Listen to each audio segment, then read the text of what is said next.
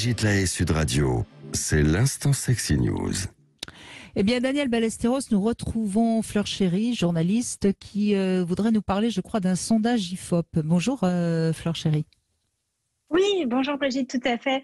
Un sondage IFOP qui pose cette question: les rôles dans les couples sont-ils en train d'évoluer? Ils ont mené une large étude portée sur plus de 2000 témoignants qui fait le buzz en ce moment. On y apprend notamment que 70% des femmes et 57% des hommes souhaitent être dans des couples plus déconstruit entre guillemets, c'est-à-dire dans un processus de réflexion vis-à-vis de son schéma d'éducation, des normes de genre qui régissent les relations entre les hommes et les femmes, par exemple sur la répartition des tâches domestiques ou sur une meilleure communication conjugale. Des chiffres assez importants qui témoignent d'une réelle envie de changement, de rupture par rapport au modèle passé, mais les vieilles habitudes semblent encore avoir la vie un peu dure. Par exemple, 11% des jeunes hommes refuseraient de vivre en couple avec une femme qui aurait des revenus nettement supérieurs aux leurs, et 18% refuseraient que leur femme paye généralement la note au restaurant. Ça, pour moi, c'est totalement incompréhensible, mais bon, pourquoi pas. Ça veut quand même dire qu'une large majorité d'hommes accepteraient d'être entretenus par leur femme. Les michtos commencent à faire leur trou. Mais les deux chiffres chocs sur lesquels tous les médias communiquent, c'est 47% des hommes qui refuseraient d'aller voir un psy en cas de difficultés psychologiques. Devinez qui devient le psy de son mari dans ces cas-là. Et que le même chiffre, 47%, c'est peut-être les mêmes, allez savoir, refuserait de faire l'amour avec une femme qui a des poils sous les aisselles. Alors que toutes les femmes ont du poil sous les aisselles, certaines les rasent, d'autres non, mais toutes ont des poils sous les aisselles, ça c'est sûr.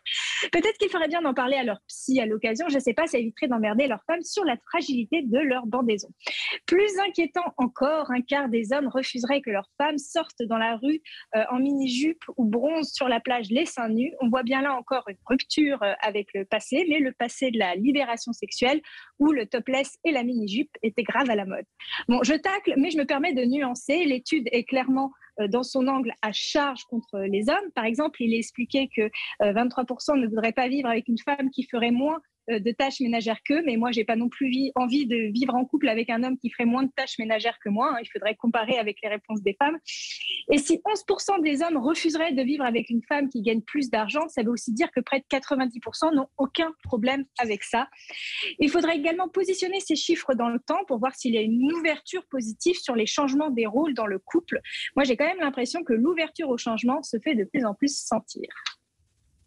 Oui, je crois qu'il n'y a pas de doute là-dessus, mais il faut quand même rappeler, Fleur Chéry, que les changements, il faut du temps, et au fond, quand on y réfléchit, il n'y a pas si longtemps que ça que la femme réellement travaille, puisque dans les années 60, il y avait encore très peu de femmes qui travaillaient, et je rappellerai que de toute façon, la femme n'a eu son autonomie financière, je crois que c'est en 67 qu'elle a le droit d'avoir son chéquier sans demander l'autorisation de son mari.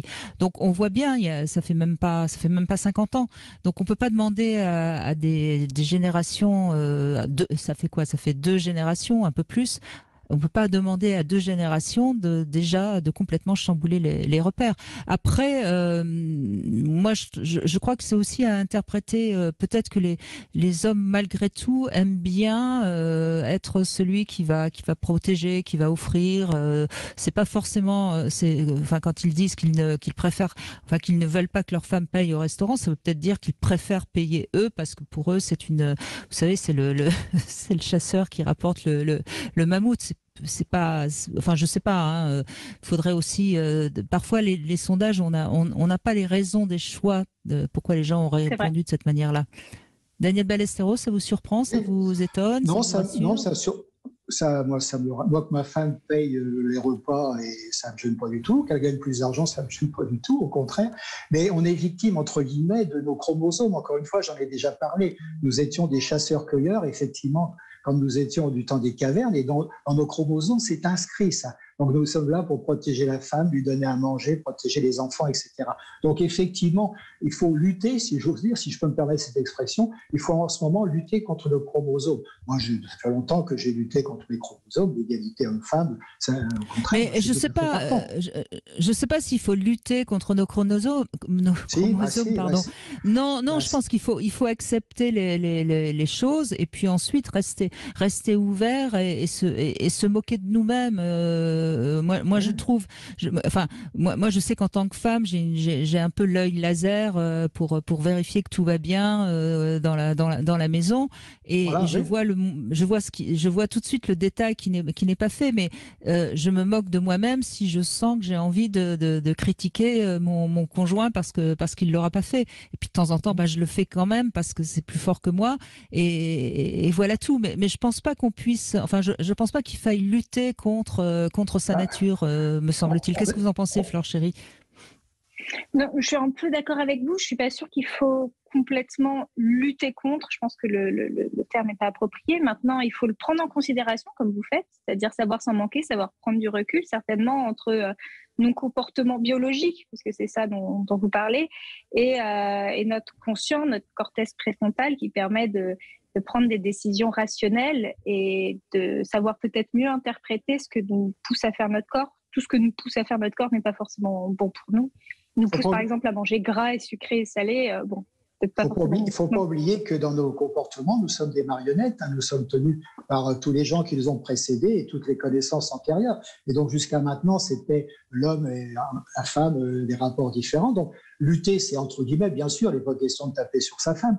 Mais je veux dire par là, il faut quand même aller contre cet instinct qui fait que on est des chasseurs-cueilleurs. Moi, j'y peux rien, c'est comme ça, ça serait dans le chromosome. Donc, ça demande. Et après, sur la protection, sur spécifiquement le sujet de la protection, moi, j'ai toujours trouvé ça très erroné d'attribuer ce rôle social de la protection aux hommes quand on sait que dans le milieu animal et même chez les femmes, la protection, en particulier celle des enfants, est très, très, très développée chez la femme sur plein de sujets, que ce soit l'hypervigilance quand elle vient d'accoucher. Enfin, il y a plein de phénomènes qui se mettent en place qui montrent que la femme a quand même un instinct de protectrice extrêmement, extrêmement, extrêmement développé. Oui, la femme.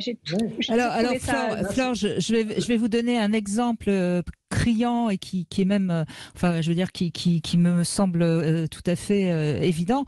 On a vu en Ukraine des hommes repartir en Ukraine alors qu'ils n'étaient plus dans le pays pour sauver leurs femmes et leurs enfants.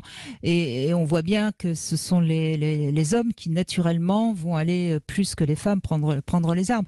Donc je crois qu'il y a quand même quelque chose de l'ordre de défendre la femme et les enfants chez l'homme. Celle qui protège les enfants, ça reste la femme pour le coup. Oui, la femme. Donc, il y en a un qui va combattre et l'autre. Oui, mais ça reste de la protection. La femme protège les enfants et le foyer, l'homme protège la tribu. C'est comme ça. Au début, je suis désolé, chromosomiquement, c'est comme ça. Donc, effectivement, oui, absolument, s'il y a un danger extérieur, l'homme va aller vers ce danger pour protéger la tribu et le foyer, mais la femme, elle protège son intérieur, elle protège ses enfants, elle protège les bonnes relations à l'intérieur de sa famille. C'est deux choses différentes. Mais l'homme aussi a bien sûr ce droit de faire ça. Mais je veux dire, on a quand même une dichotomie dans notre façon de voir les choses, et c'est pour ça qu'il faut prendre du recul, relativiser, et puis se transformer. Moi, je suis tout à fait d'accord. Oui, et puis encore une fois, ce sont des grands courants. Les hommes seraient plutôt comme ça, les femmes seraient plutôt comme ça, mais on sait très bien qu'il y a des hommes qui sont plus féminins et des femmes plus masculines. Je veux dire, on a, et puis à chacun, encore une fois, de choisir le rôle qu'il a envie d'avoir dans le couple. Moi, je suis tout à fait ouverte à ça, et je trouve ça très intéressant justement qu'on puisse aujourd'hui ne pas rester dans le stéréotype de l'homme est comme ça, la femme est comme ça. Mais quoi qu'il en soit, on s'abouche pas tant que ça fondamentalement. Je crois que c'est ça qui, encore une fois, me semble évident quand on écoute les gens tous les jours, hein, bien sûr. Mais bon, après, ce sondage est quand même plutôt positif, je trouve, Flore. Moi, je trouve aussi. Vous avez trouvé aussi. Oui, parce que vous avez ressenti les côtés négatifs et les côtés positifs. 11% des hommes ne veulent pas si, mais 70% veulent bien. Donc, je sais bien toujours remettre en avant le côté négatif, mais il y avait beaucoup de choses positives. Je vous ai écouté attentivement et je vous remercie de nous dire tout ça. Mais il y a beaucoup de choses positives dans ce que vous avez dit dans les rapports hommes-femmes. Hein. Mais Flore chérie aime bien toujours piquer là où ça fait mal. Flore chérie, merci. En tout cas, votre roman montre que les femmes peuvent être des femmes de pouvoir. Ça s'appelle Matriarchie. C'est aux éditions de la Musardine. On peut vous retrouver également sur le site mysweetfantasy.com si vous avez envie de voir ce que sont les fantasmes des gens.